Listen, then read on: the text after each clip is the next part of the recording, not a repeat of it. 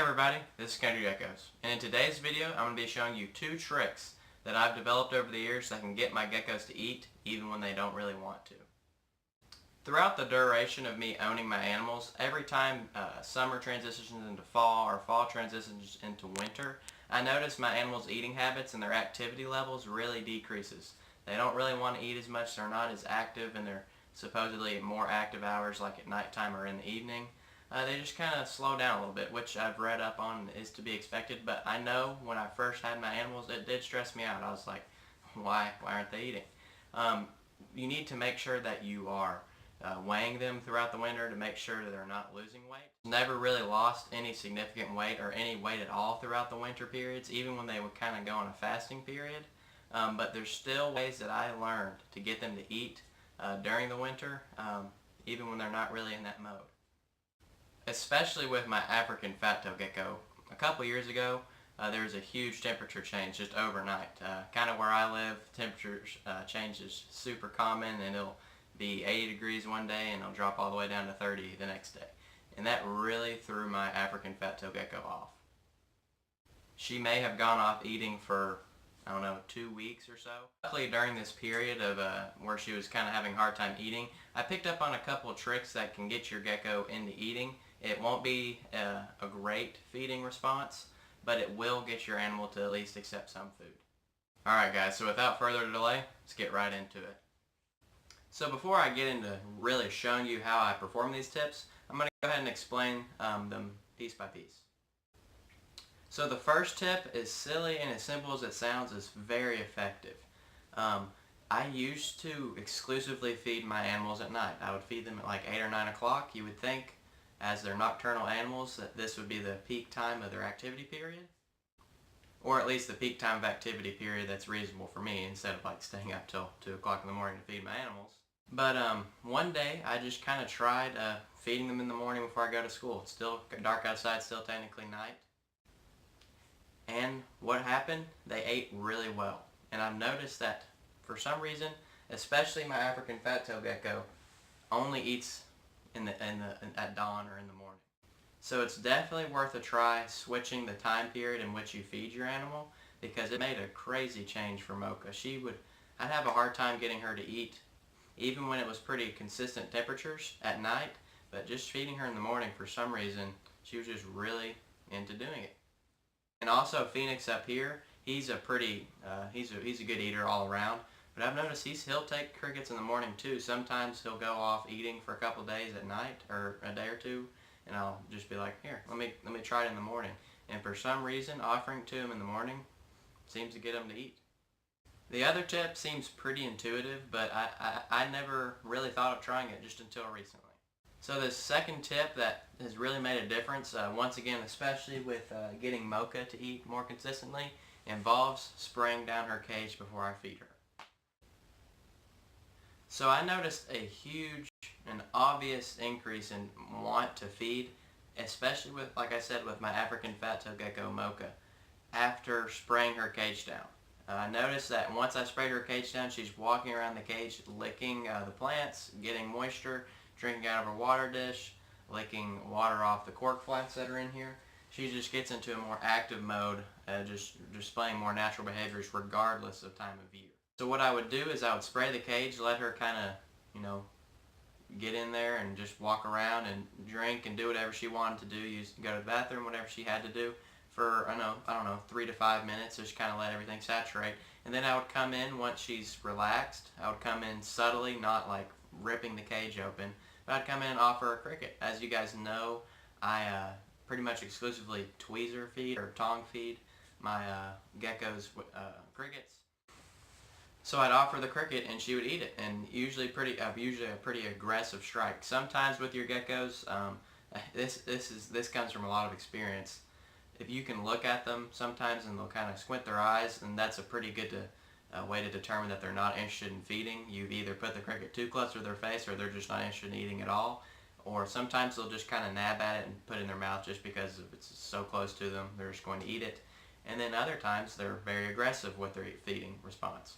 And that's kind of what you want to go for, because if they're aggressive in their feeding response, that's a good indicator that they're going to eat, upwards of like 6 crickets at a time. They'll just keep eating and eating and eating until they're done.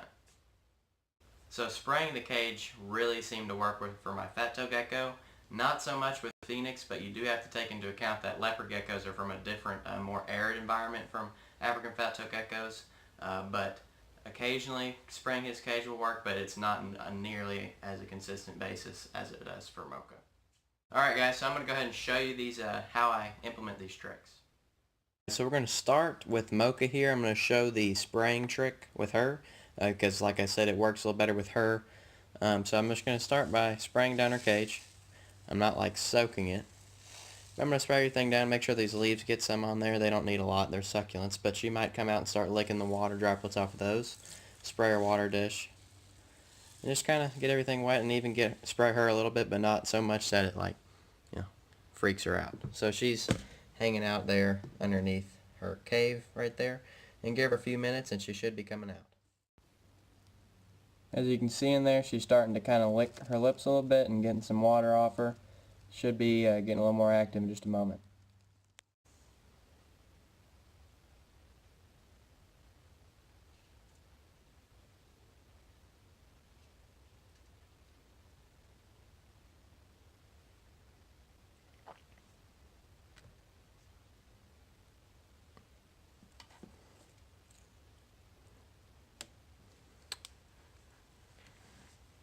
And there you have it, guys. Just got Mocha to eat.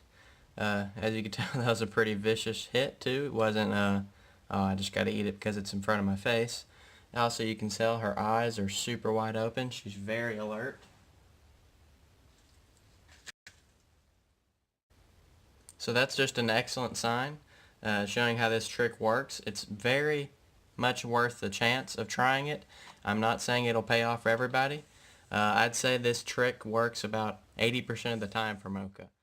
And to go along with feeding Mocha by spraying her tank down first, you can also tell that it's around 11 o'clock right now, which is a little later than I would be feeding them if I was feeding them before school. But nevertheless, still feeding them in the morning when it's daytime, a time of day when you wouldn't really expect them to be too active.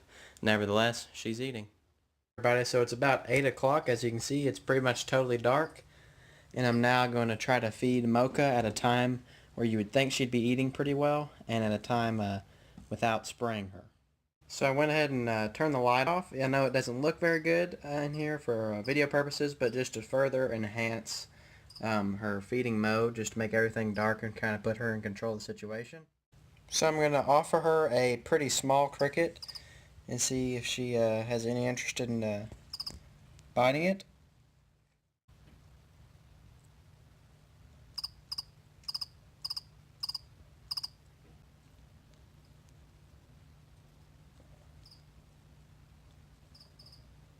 Alright guys, so after trying several times to get her to eat that cricket, she really wasn't interested. I didn't shove it in her face to make her not want to eat it. I didn't do anything just to stress her out, to just prove my point that by making her not eat it, I didn't have any other extra factors going into that situation.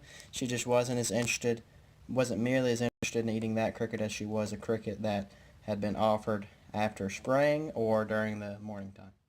Okay guys, so as you saw from those previous clips, there was a huge noticeable difference between the feeding activity of my African fat-tailed gecko when I fed her during the daytime, or during the morning time more specifically, and after spraying her in comparison to her feeding response when I fed her at night in kind of a nocturnal hours without being sprayed. I said in the beginning parts of the video I'll be showing a little bit of my leopard gecko Phoenix too, but of course as I was filming the video he started shedding and ate his shed, and as many of you know, but if you don't, once a leopard gecko sheds, it eats its shed, they won't be too interested in eating for a couple days, so that obviously kind of threw him out of the equation regardless of what I did, because he didn't want to eat at all. Obviously neither of these tips are totally foolproof. Like I said, it works for me about 80% of the time for Mocha. It's definitely worth a try. Just try mixing something up.